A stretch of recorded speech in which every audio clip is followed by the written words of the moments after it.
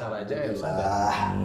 Dengan izin Allah landing dengan selamat. Alhamdulillah, amin. Berangkat alhamdulillah masih ada pesawat. Alhamdulillah. Jadi nggak jalan kaki. Apalagi naik onta. Jadi subhanallah ya nikmat lah Ustaz.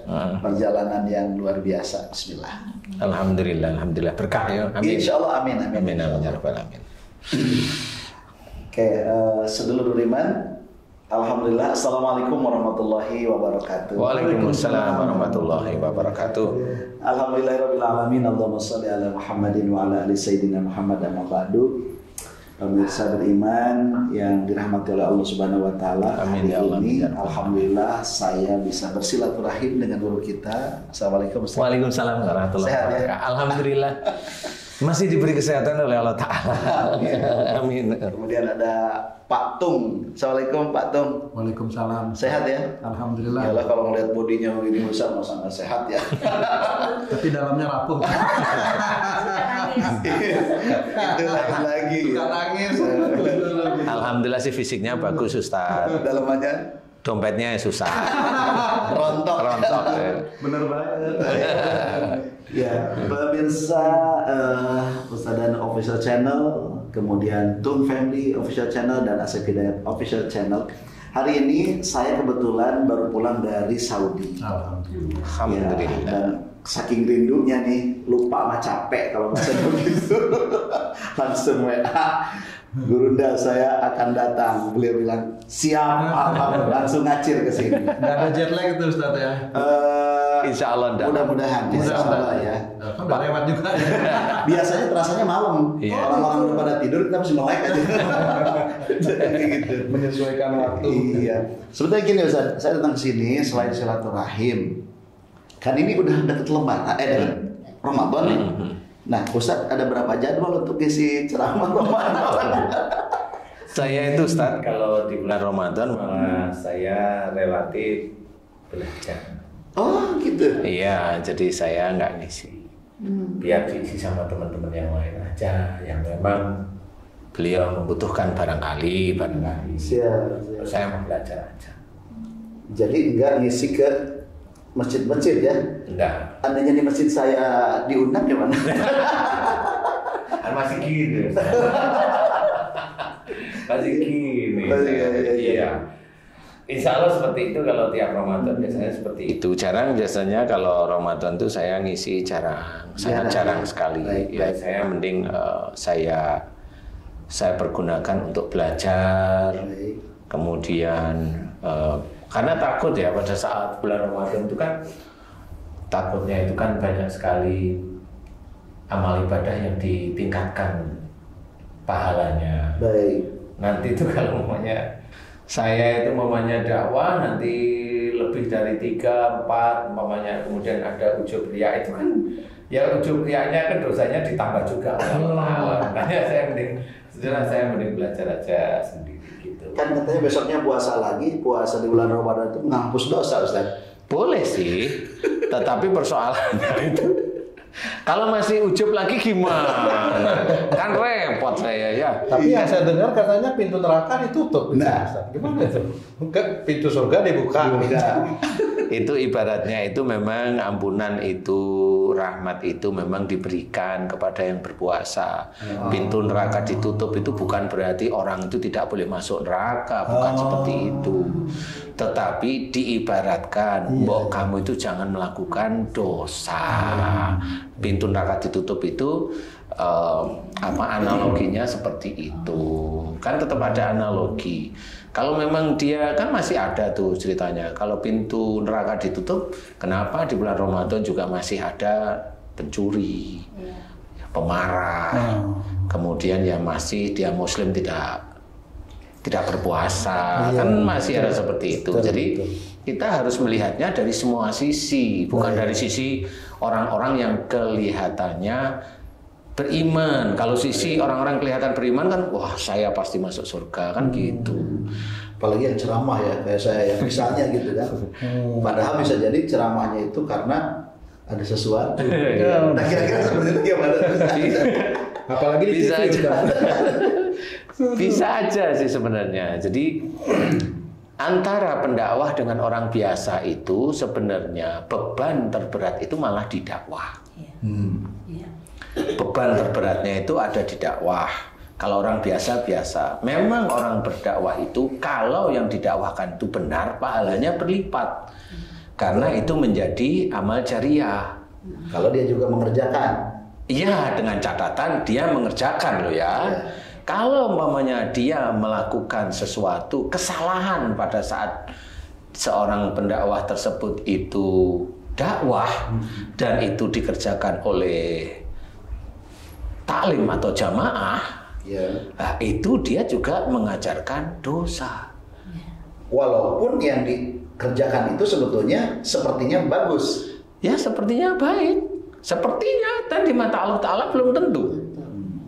Belum tentu. Karena apa? Bisa aja kita itu umpamanya membaca Quran. Kalau kita dilihat mata manusia sendiri membaca Quran baik, tetapi hatinya yang membaca itu pingin dilihat bahwa suaranya merdu, bagus, enak dan sebagainya. Lah itu kan beda sudah. Jadi menilai sesuatu ibadah itu kan tidak bisa dari satu mata, satu sisi saja tidak bisa. Jadi banyak sisi yang harus dilihat. Umpamanya dakwah. Pada saat seseorang pendakwah itu disuruh dakwah, dia full pada saat Ramadan itu ngisi di mana-mana, dari mulai subuhan sampai dari ngisi ceramah Ramadan, ceramah sebelum tarawih, ya biasanya begitu. Itu kelihatan. Nah di titik itu kan bisa. Nih alhamdulillah nih saya bulan ini penuh, full ya. Walaupun lisan itu cerita alhamdulillah, di sininya itu kan belum tentu itu memuji Allah sebenarnya, mensyukuri nikmat Allah dari sini, karena di sisi hati bisa aja dia tuh mau sombong atau ujub atau riak bahwa nih saya dipakai. Nih dari situ ada lagi, ada aja nih. Nanti kalau dari sini kan nih banyak nih amplop, lah kan sudah beda lagi. Dan disinilah cara Allah menilai dari perkalimat-kalimat yang diutarakan seseorang itu tetap dinilai oleh Allah Ta'ala. Jadi tidak hanya cuma sekedar dakwah, kemudian orang dakwah itu masuk surga, dari sisi mana masuk surganya? Seperti itu. Itu yang ini ya, yang beratnya di situ justru ya. Iya. Oke, saran buat saudara-saudara kita, teman-teman kita gitu dalam berdakwah itu apakah tidak boleh hahaha, banyak juga tuh supaya nggak ngantuk gitu, atau gimana sih gitu. tapi saya juga ada pertanyaan ya Ustaz.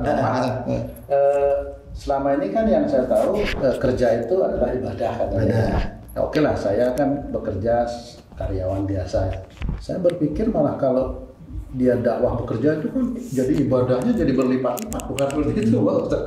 Kalau kerjaannya dakwah itu kan jadi ibadahnya seperti itu. Kalau seperti saya mungkin lah ya ada sedikit, agak sedikit itu gitu. Sedikit itu apa maksudnya? Ngambil yang bukan punya haknya. Itu yang saya juga bingung itu. Tapi kamu nggak usah bingung, karena pada waktu kamu ngambil sudah kamu setorin ke atasan kamu. Ya, jadi gimana itu? Ya sama-sama lah, nanti bisa ketemu di neraka itu. Kalau itu bisa ketemu di neraka. Wallahu a'lam ya, nggak tahu. Saya bukan mendoakan itu, tetapi kan bisa dipikirkan. Jadi sebenarnya bekerja yang ibadah itu adalah bekerja niatnya karena Allah. Bismillah jelas. Pada saat kita itu melakukan pekerjaan dengan Bismillah titik ya, kemudian kita ada pekerjaan tuh. Di sela-sela pekerjaan kan ada ujian luar.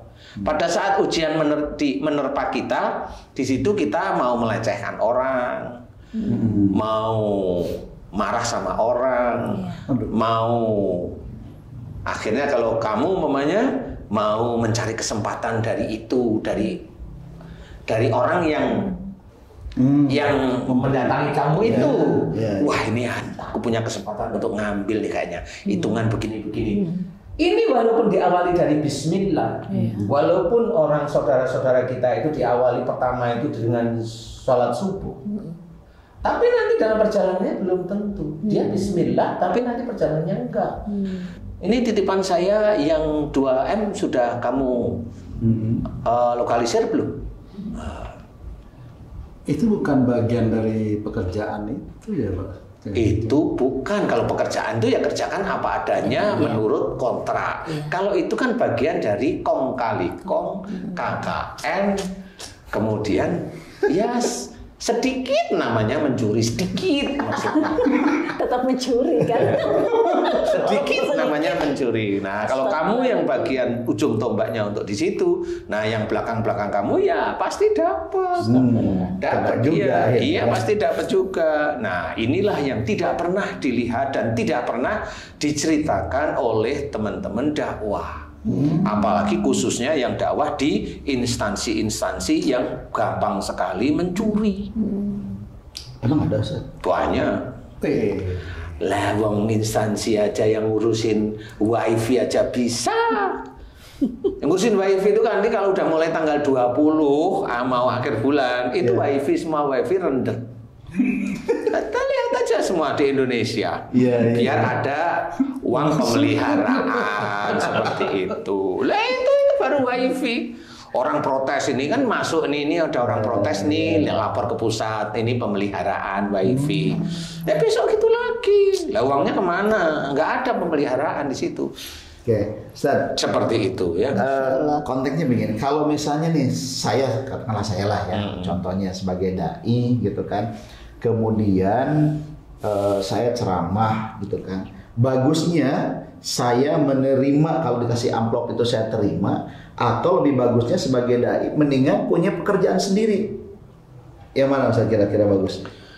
Istilahnya kalau kita itu mengambil satu ayat, Qula as'alukum alaihi ajron.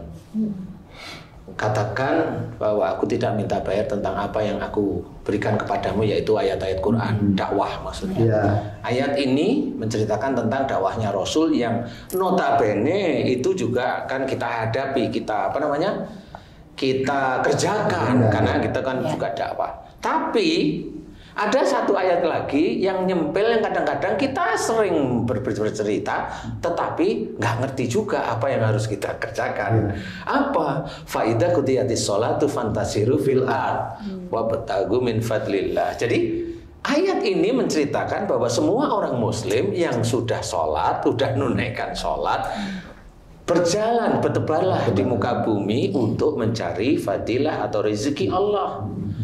Berarti antara dakwah dengan bekerja itu memang beda.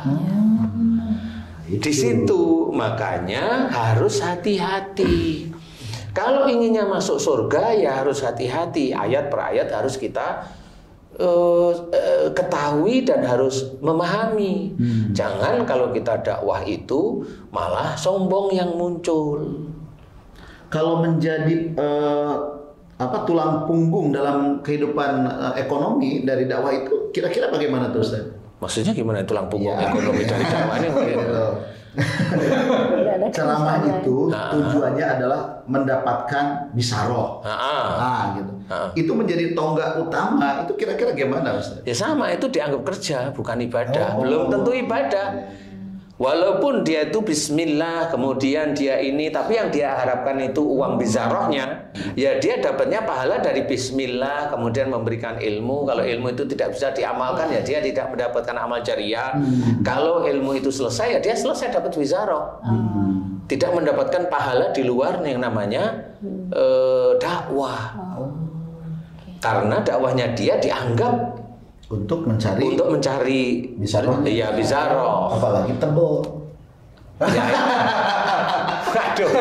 Nah, ini repot. Karena kalau yang udah tebel ini kita itu bisa tahu teman-teman kita yang di grup kita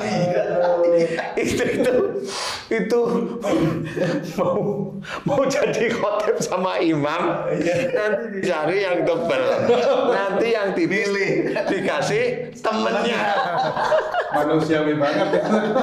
Iya, nah itu tidak boleh ya. Oh, maksud saya tidak boleh itu begini maksud saya. Kalau itu hanya untuk duniawi silahkan, boleh. Kalau saja boleh. Berarti bukan dosa duniawi. bisa dilakukan ya. Kalau itu aja. ini kan saya hanya cerita untuk duniawi boleh. Oke. Persoalan kalau itu dibilang dosa, saya nggak mau cerita dulu. Pada saat dia itu merasa bangga, dia bisa menerima ini, dia ujub ada ria nggak? Kalau ada ujub ria, ya sudah. Itu bisa menjadi jalan menuju dosa. Kalau duniawi kan seperti itu. Orang nonjok orang, oh itu duniawi, normal kan gitu. Tapi kalau umpamanya menurut syariat Islam, oh nggak boleh, kan gitu. Jadi ada batasan-batasan. Jadi kalau memang kita itu hanya untuk itu silakan. Jadi itu menjadi mata pencaharian. Jadi fil dunyanya hasanah. Iya. Fil akhirahnya belum Walau alam gitu. Kalau dakwah sambil jualan produk gitu boleh itu Pak Ustaz. Mempromosikan mungkin dia membuat satu produk apa gitu. Boleh sebenarnya. Boleh. Tapi kan dia menjual produk ini kan nggak bisa. Maksud saya itu jangan menjadikan Rasul ayat-ayat Quran itu kambing hitam.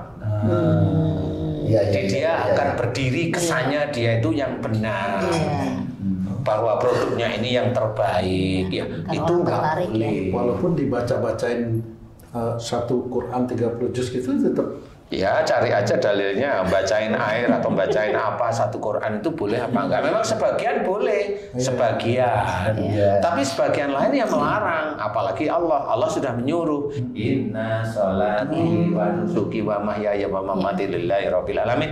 Itu dijelaskan, sesungguhnya sholatku, ibadahku, hidup dan matiku hanya untuk Allah rabbil alamin. Berarti jangan untuk dunia. Walaupun sholat itu harus akhirat. Walaupun ibadah bisa puasa, bisa baca Quran, bisa hormat kepada orang tua, itu harus akhirat. Jangan hormat kepada orang tua, kemudian orang tua yang ini dijaga di ini, tapi hatinya pingin warisannya lebih banyak. Itu kan dunia itu. Allah tahu yang begitu. Kelihatan dia tulus di mata manusia. Di mata atlet itu kelihatan sekali. Wah ini makanan saya, catat itu sama atlet. Iya. Gimana lagi? Apalagi kalau misalnya penceramah itu ya suaranya bagus kan itu kan. Kadang-kadang kan lebih mendahulukan suaranya dibandingkan isinya. Apalagi setelah itu yang dilihat adalah ini tebel apa enggak. Balik lagi ke situ. Iya. Ustaz. Nah, sekarang gini Ustaz. Kalau misalnya seorang ustadz, seorang tokoh agama lah yang biasa ceramah, dia memiliki perusahaan juga gitu. Maka sebaiknya ketika dia ceramah, bisarohnya itu lebih baik diterima atau lebih bagus ditolak?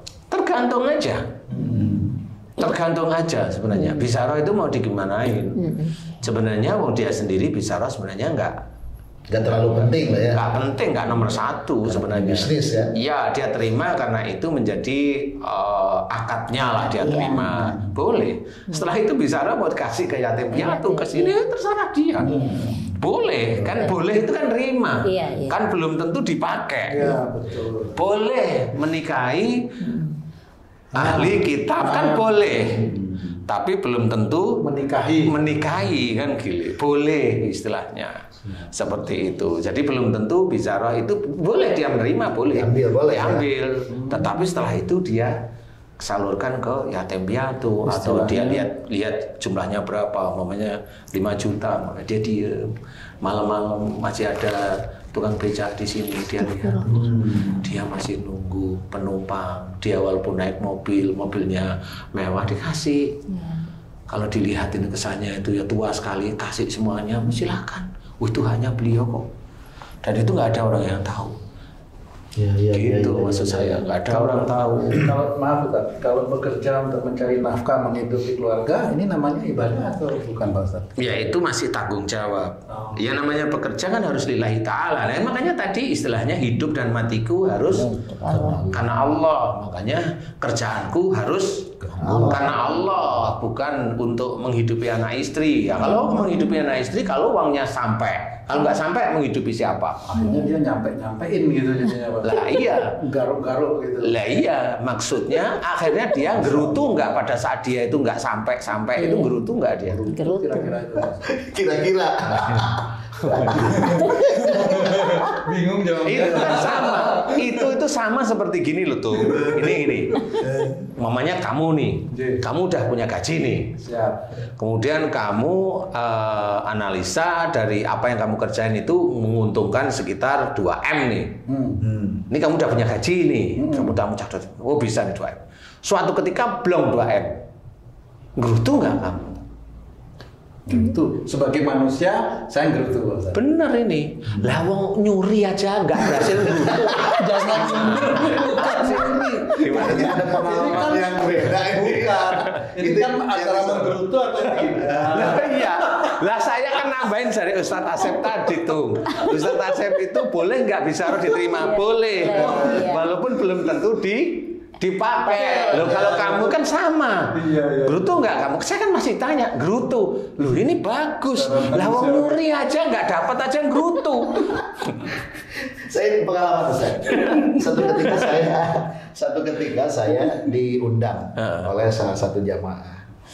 Itu yang pertama saya datang itu dengan kendaraan yang biasa-biasa.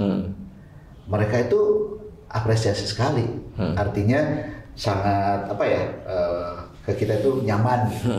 Nah kemudian ketika saya datang lagi ke tempat yang sama, saya pakai kendaraan yang agak sedikit high class gitu. Tiba-tiba bingung Ustaz. Bingungnya apa? Ustaz, saya harus bayar berapa? Biasanya langsung tentuin nggak itu, Ustaz? Enggak. Itu namanya kalau dia tentuin, Ri, itu namanya Ustadz Tung. Astagfirullah. Dua kali kamu udah kena nih, 3 kali langsung DO. Tapi banyak Ustadz yang nentuin loh kayak gitu. Nah ya nggak apa-apa lah. Emang kamu pernah dengar? Pernah dengar. Oh ya sudah. Saya pernah kejadian seperti itu. Iya. Nah, jadi saya selalu bilang sama istri, kebetulan kan katakanlah dia yang ngatur saya gitu, menjadwalin. Ya, menjadwalin lah gitu kan. Dia selalu ditanya tuh sama jemaah, kalau ini berapa? Saya bilang jangan pernah bilang tentang masalah itu. Nah, tetapi pada saat yang tadi itu saya datangi kedua kali dengan kendaraan yang saya itu, ternyata itu si jamaah atau panitia itu langsung bilang begini, Ustaz, ini harus bayar berapa saya? Terus saya bingung. Saya bilang saya itu bukan angkot. Nah, kalau misalnya saya kembali melakukan seperti itu dan jadi keberatan panitia dan jamaah, kira-kira gimana itu, Ustaz? Ada beberapa hal yang harus kita sikapi di titik-titik itu, Ustaz. Satu, pertama kali umpamanya Ustadz naik mobil agak mewah, itu diniatkan memang pengen bisa roh besar atau enggak. Itu nomor 1 itu dulu. Kalau Ustadz itu ingin bisa roh besar, ya sudah kena dari awal itu sudah kena catatan Allah. Dam ya? Ya. Kena dam. Ya kalau cuma dam. Nah kalau dosa gimana? Kan Allah sudah menyuruh. Kan gitu, Allah sudah menyuruh. Cuma kalau di titik itu Ustaz memang hanya naik saja, kan sudah beda. Bersyukur ya. Bersyukurlah, tidak ada masalah di sini. Kemudian beberapa menit atau jam kemudian ketemu dengan panitia. Panitia bertanya, saya harus ngasih bicara berapa? Nah Ustadz jawabnya bagaimana? Iya, waktu itu saya bilang, Pak, nggak usah dipikirin itu. Karena kan memang saya kesini itu ya ingin berdakwah saja. Karena ini yang benar. Nah ini yang benar. Jadi banyak yang seseorang naik kendaraan yang lebih mewah itu memang yang diinginkan bisa rohnya lebih. Sangat banyak. Mancing. Dia mancing. Karena dia memang dia kelihatan nggak ngomong tapi sudah memancing. Nah yang itu sudah makanan atid istilahnya. Kalau saya itu makanan atid. Makanya kalau tadi Ustadz bilang, enggak, saya kan sini berdakwah, nggak usah dipikirin. Oh ini nggak usah dipikirin. Dah, saya mau dakwah, nggak usah dipikirin. Nah itu sudah benar. Berarti perjalanan di sini sampai mau dakwah benar. Kemudian pada waktu dakwah Nah, di sini ada perhitungan lagi. Ada ujub riya. Bagaimana pada waktu dakwahnya? Pada waktu dakwah ada unsur ujub riya, sombong tentang ilmu yang didakwahkan, apa tidak? Kan gitu ya.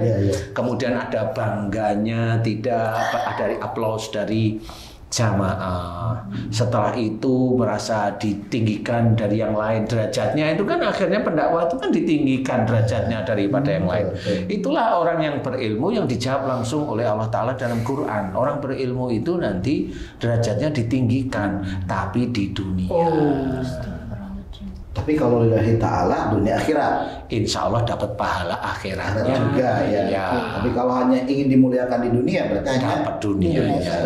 Karena biasanya kalau ditinggikan lupa. Lupa terus minta itu. Masih mending kalau minta makanan ini. Nah, yang lain-lain bisik-bisik mintanya. Tambah istri. Tapi itu Ustaz, beberapa tahun yang lalu saya pernah ada kejadian. Saya lagi sholat di satu masjid di bilangan Jalan Simatupang gitu ya. Saya sama teman selesai sholat, Pak Kiai ini dijemput naik mobil mewah lah, Alphard putih kalau nggak salah. Teman saya bisik. Saya tahu ini. Lanjut. Itu bro, yo enak ini udah di penceramah bro. Loh, ngapa? Tak tanya itu. Mobilnya asik. Oh iya juga ya. Nah itu seperti itu. Dan kenyataannya seperti itu. Ya, tapi kalau baru melihat saya nggak bisa cerita. Karena melihat itu bisa aja melihat kemudian suuzon bisa. Jadi yang kena itu malah yang melihatnya. Tidak bisa seperti itu. Jadi umpama beliau itu memang naik Alphard putih mewah, nggak taunya itu memang uang dari kerjanya beliau. Silakan. Karena punya bisnis. Kecuali kalau dari hal-hal yang memang ya istilahnya itu dari sisi abu-abu lah, ini saya nggak tahu ya. Tapi intinya apapun yang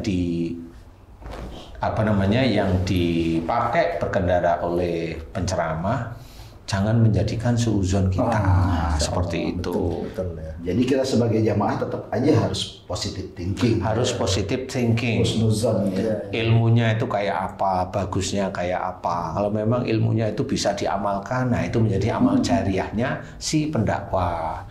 Tapi hati-hati kalau mendakwahkan ilmu yang memang dia belum matang, diberikan dan salah, selesai itu menjadi dosa jariah. Dan itu sangat kuat. Jadi pendakwah itu ada dua kemungkinan. Bisa benar baik, pahala besar, atau bangkrut. Maksudnya bagaimana itu? Ya bangkrut. Bangkrut. Ya pendakwah bangkrut ya isinya cuma mau ujub, riya, sombong. Kalau nggak sekian nggak mau, udah salah semua. Nanti kalau dakwah dia menyombongkan ininya, itunya dan sebagainya, ya sudah. Lah mau kemana terusan? Wong hidup itu dia hanya untuk dakwah, dakwahnya untuk diisi seperti itu, selesai. Lah umpamanya seseorang dakwah itu dia hafal Quran itu titipan dari Allah Ta'ala, bukan suatu pahala yang besar. Hafal Quran itu, hafal Quran itu malah rasa syukur yang setiap saat harus diucapkan kepada Allah Ta'ala, karena seseorang itu dia diberi kecerdasan untuk mengingat Quran oleh Allah Ta'ala. Nah, itu yang harus disyukuri. Makanya kalau itu ada ujub riya bahkan sombong, atau seseorang itu merasa dirinya itu lebih daripada orang lain, ya sudah selesai. Itu kan baru titipan. Sama seperti mamanya kamu nitipin ke saya mercy kamu. Lah ini kan titipan mercymu. Lah kan Mercy ini kan harus, waduh ini Mercy ya, barang bagus ya, sudah. Ini mau saya apakan, boleh dipakai, boleh ini, boleh. Beneran nih, wah alhamdulillah boleh dipakai. Isinya gimana bensin? Udah bensin ini saya kasih bensinnya. Lu itu kan titipan. Nanti kalau memang diambil itu ya, kan ini punyanya kamu. Lah kan bukan punya saya. Kalau memang Mercy kamu itu saya pakai untuk dakwah, untuk melakukan sesuatu hal yang baik dan ini dan sebagainya, nah saya insya Allah bisa mendapatkan pahala dari Allah, dan mobilmu itu bisa mendapatkan pahala dari Allah Ta'ala walaupun kamu tidak tahu. Seperti itu, karena ada jalan dari kamu. Tapi itu kan titipan, bukan milik saya. Kalau ini kamu ambil ya, saya nggak punya apa-apa, sama. Seperti itu. Jadi jangan kita bangga dengan sesuatu yang baru dititipkan oleh Allah Ta'ala. Mau pandai kayak, mau kita kaya, kayak itu titipan Allah Ta'ala. Mau suami ganteng, soleh kelihatannya. Istri cantik, soleh kelihatannya. Kelihatan ini kita masih menilai dari sisi dunia. Luar. Belum dari sisi akhirat. Gitu. Jadi harus hati-hati.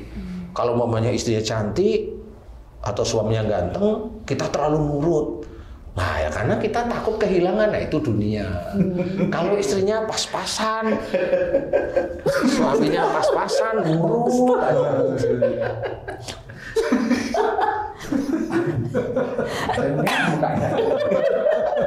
Ya nggak apa-apa nurut sih ya sebenarnya. Nggak apa-apa ya Ustaz. Iya. Berarti suami setia namanya. Iya setia. Di dunia setianya, di akhirat nolak biasanya. Bukan, khawatirnya setianya itu luarnya. Kapal. Jadi untuk menjadikan sesuatu itu selalu tetap ibadah karena Allah harus berkesinambungan, harus diingat terus. Tiap waktunya, tiap detik, tiap menitnya. Karena di tiap itulah setan itu masuk ke kita. Terus ke otak kita, hati, nafsu dan sebagainya. Grogoti terus. Itulah tugasnya setan. Memang tugasnya seperti itu. Makanya kita harus hati-hati. Diceritakan bahwa dan banyaklah kamu mengingat Allah agar kamu beruntung. Surat Jum'ah itu, ya. Masya Allah. Wadkurullaha katsiran la'allakum tuflihun. Itu mengingat Allah itu tidak dalam waktu tertentu zikir. Enggak hanya itu. Mengingat Allah itu semua kegiatan kita itu dimasukkan ke dalam ayat-ayat Allah dan hadis-hadis yang sahih, sehingga apa yang kita omongkan, fikirkan, jalankan sehari-hari, baik di dalam keluarga, di dalam pekerjaan, itu tetap ada Allahnya di situ. Lah itulah nanti beruntung. Kalau Allah sudah menyematkan kalimat beruntung, berarti orang tersebut kalau bisa menjalankan, insya Allah masuk surga. Amin. Itu kalau Allah menulis beruntung. Bukan beruntung di dunia itu rezekinya banyak, belum tentu, karena ada orang yang menjalankan ini ya belum dikasih untung dunia. Karena bisa aja kelewatan dia adalah kalau dia dikasih untung, ujubnya muncul lah, jadi ngerusak ibadah-ibadahnya. Nah di sini ya memang harus kita ketahui. Nah, kalau bolong-bolong itu terus bagaimana solusinya supaya ini tidak menjadi jurang nanti di akhirat gitu? Ya belajar. Amin. Ya belajar. Namanya orang kan belajar. Kan itu sudah kan perlu ya Pak. Iya. Bisa satu lagi nih. Kadang-kadang ada jamaah itu setelah menghadiri satu acara pengajian atau taklim, ada yang memang nyerap, dia dapat ilmu, oh ini benar sesuai gitu kan, kemudian dikerjakan. Tapi ada juga yang ingat jamaah itu hanya candaannya, hanya ketawaannya. Nah itu kira-kira yang pertama tadi tuh, itu bisa jadi kategori lillahi ta'ala karena yang diingat adalah ilmu-ilmunya, hadis Al-Qur'annya jadi perbaikan. Tapi yang kedua hanya candaannya. Nah kira-kira menurut Ustaz tuh apakah yang karena candaan itu karena bisa jadi karena tidak lillahi ta'ala? Memang dakwah itu, orang berdakwah itu kan macam-macam cara. Ada yang berdakwah ingin serius boleh, ya banyak ya, kalau dibilang banyak ya adalah ya, tapi kalau banyak kayaknya nggak terlalu lah ya. Tapi ada, saya amati beberapa ustadz muncul, beberapa ini muncul itu ya, oh ini serius lah, bagus lah ya. Cuma seriusnya bisa aja dari sisi cerita tentang masalah kisah. Jadi kalau kisah ya, kalau dibilang itu baru pemahaman kisah-kisah para nabi dan rasul, tidak ada masalah, itu baru pemahaman. Tetapi kalau ustadznya itu pintar dan pandai, itu ustadz yang dakwah itu harus mengarahkan pada jamaahnya untuk lebih dekat kepada Allah. Satu. Yang kedua, bisa meningkatkan iman. Yang ketiga, bisa dikerjakan.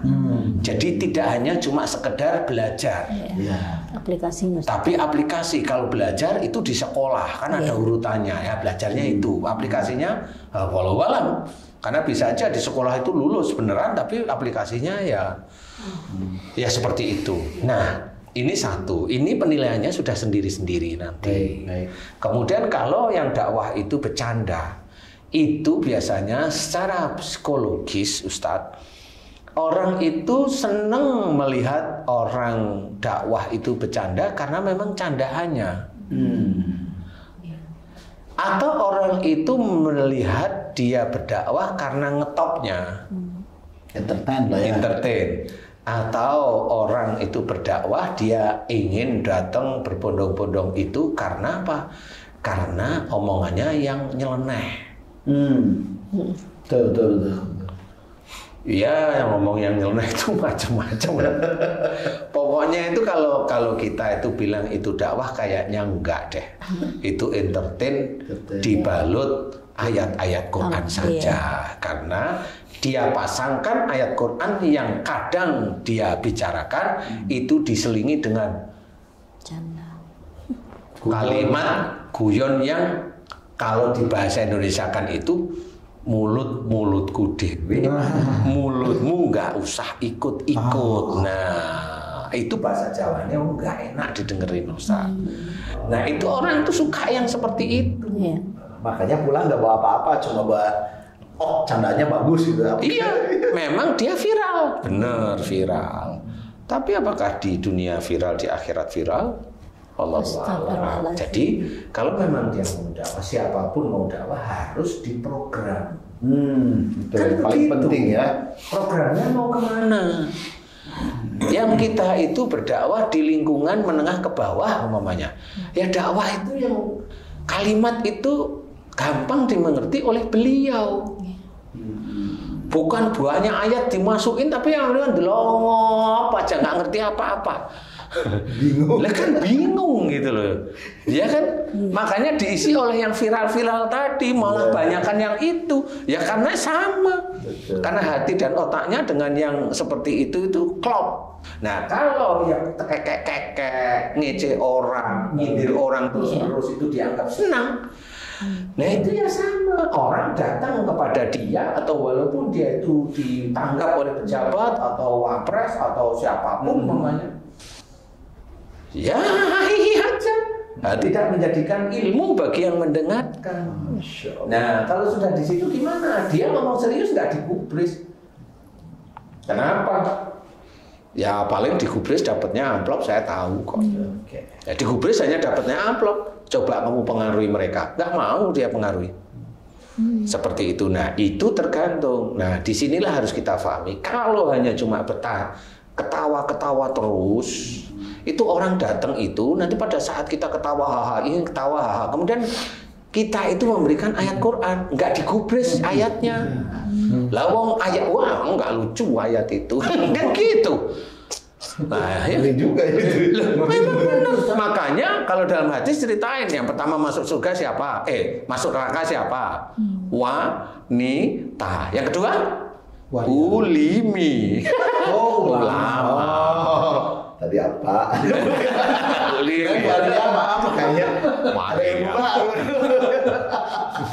Ya itu. Nah, inilah yang harus kita ketahui. Itu hadis itu bukan untuk orang. Untuk kita sebenarnya. Kita memprogram tidak dalam kita itu dakwah. Kan seperti itu. Nah, makanya di sini ayolah kita fahami berdakwah itu sulit. Sesulit mengubah hidup kita agar kita bisa mendapatkan pahala atau bahkan kita mencari ridha Allah agar kita masuk surga. Itu sulit sekali. Masya Allah. Jadi enggak sekedar kita tuh tahu kemudian dakwah tahu, udah bisa. Kalau udah dakwah itu terus dia mikirnya masuk surga, dari mana surga? Dari nenek mungkin. Neneknya lah itu boleh. Nah, inilah yang harus kita ketahui. Insya Allah kurang lebihnya begitu, Ustaz. Baik, terima kasih banyak Ustaz. Ini pencerahan yang luar biasa buat saya, buat kita semuanya. Oke, sahabat beriman yang dimuliakan oleh Allah. Boleh saya tambahin dikit nih? Boleh. bagi teman-teman yang dakwah, ya jangan terus berhenti dengan kalau mendengarkan dakwah kita. Maksudnya di bulan Ramadan itu jangan berhentilah terus. Semakin semangat, luruskan niat, kemudian belajar untuk tidak ujub, riya, bahkan sombong. Jangan merasa bangga kalau dipakai orang lain, nggak usah. Semua itu jalan dari Allah, kan gitu ya, nggak perlu kita banggakan, ya. Itu monggo. Tuh tambahannya dahsyat tuh. Oke, pemirsa beriman, alhamdulillah ini kali ini vlognya sangat bermakna karena sebentar lagi kita akan menghadapi Ramadan. Jadi saat nanti kita masuk di bulan Ramadan, tentu yang pertama kita kalau penceramah ya tentu yang jelas lillahi ta'ala, dan kalaupun ada yang lainnya anggaplah itu bisyarah dari Allah, kan gitu. Jadi jangan terlalu berharap itu tebal atau tipis, biarlah itu terjadi di lapangan. Yang kedua, buat para pemirsa kita sebagai jamaah, ya tentunya kita harus segera bisa memilih supaya kita itu selamat dunia akhirat. Amin ya Allah. Amin. Ya. Jadi mendengarkan ceramah itu tadi yang mendekatkan diri kepada Allah yang pertama. Yang kedua, meluruskan tauhid, kalau tidak salah tadi ya. Yang kedua. Yang ketiganya adalah bisa dikerjakan. Bisa dikerjakan. Jadi puasa kali ini harus benar-benar bermakna dibandingkan puasa-puasa yang lain. Insya Allah, amin. Dan insya Allah mudah-mudahan kita bisa ketemu lagi. Ustaz, mohon izin, saya minta waktunya sedikit. Baik. Ini buat sahabat beriman dimanapun berada, kan banyak sekali nih para netizen yang nitip salam ya kepada guru kita Pak Ustadz Danu melalui channel saya. Kebanyakan ibu-ibu Ustaz. Ada yang di Inggris ya, di Taiwan ya, di Amerika juga ada. Neneng di Taiwan, di Aceh, di Kalimantan Bu Endang, ada di Irian, Bu banyak lagi ya, ada di Sumbawa juga. Semua Pak Tung, tolong dong sampaikan salam saya, doakan supaya saya istiqomah. Seperti itu Pak Ustadz. Mohon Pak Ustadz berkenan untuk sepatah dua kata ini untuk para. Saya jawab salamnya waalaikumsalam, waalaikumsalam. Jadi mudah-mudahan ini bisa menjadi ilmu yang baik. Jadi belajar walaupun lewat YouTube tidak ada berhenti, karena memang kita mencoba meluruskan tauhid dari sisi setiap harinya, sehari-hari. Jadi tidak muluk-muluk ya Ustaz ya, sehari-hari itu bagaimana, karena yang sehari-hari kita kerjakan yang itu. Jadi mudah-mudahan ini bisa menjadi ilmu, mudah-mudahan bisa istiqomah mengerjakan amaliyah-amaliyah yang soleh itu betul-betul karena Allah. Jadi belajar, karena apa? Karena waktu akhir zaman itu sudah sangat dekat. Jadi saya hanya bisa bercerita itu, mudah-mudahan bisa dimengerti. Amin. Insyaallah. Amin. Terima kasih Ustaz. Terima kasih Ustaz. Ilmunya, Bisa disampaikan ya, para netizen semuanya. Jadi salam dari antum semuanya di seluruh dunia. Bukan lagi Indonesia, Inggris, dari Amerika juga ada. Disampaikan sama Ustaz dan Ustaz sudah menjawabnya. Mudah-mudahan dimanapun netizen berada, sedulur berada, ya senantiasa sehat dan terus semangat belajar untuk meningkatkan keimanan, ketakwaan, memperbaiki diri. Ya, Ustaz, mungkin akhir kalam dari pertemuan kita hari ini, doakan kami Ustaz supaya puasanya tahun ini diterima semua. Amin. Amin ya Allah. Amin. Ya karena Allah. Amin ya Allah ya. Amin ya Rabbal alamin. Allahumma amin.